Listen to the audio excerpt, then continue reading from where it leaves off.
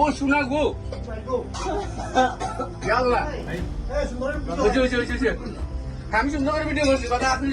Cinema বা লোককথার সেই রহস্যময় কালনাগিনী এবার বাস্তবে ধরা পড়ল শ্রীমঙ্গলে। তবে কোনো ক্ষতি নয়, সাপটিকে উদ্ধার করে ফিরিয়ে দেওয়া হয়েছে প্রকৃতির কোলে।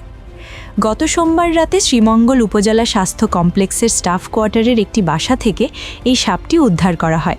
কোয়ার্টারের বাসিন্দা শ্রাবণ পালের পরিবার হঠাৎ সাপটি দেখে আতঙ্কিত হয়ে পড়লে দ্রুত বন বিভাগ ও বন্যপ্রাণী সেবা ফাউন্ডেশনকে খবর দেওয়া হয়।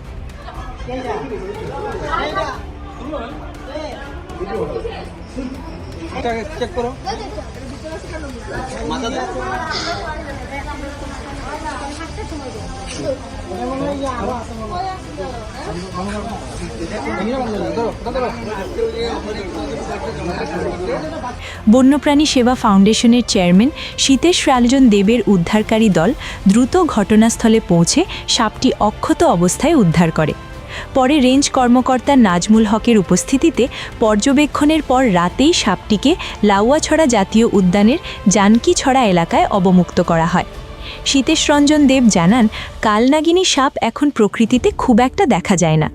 একে ঘিরে অনেক পৌরাণিক বিশ্বাস থাকলেও এটি মূলত বনাঞ্চলেই থাকতে পছন্দ করে। কোথাও এমন সাপ দেখা গেলে আতঙ্কিত হয়ে মেরে না ফেলে উদ্ধারকারীদের খবর দেওয়ার আহ্বান জানান তিনি।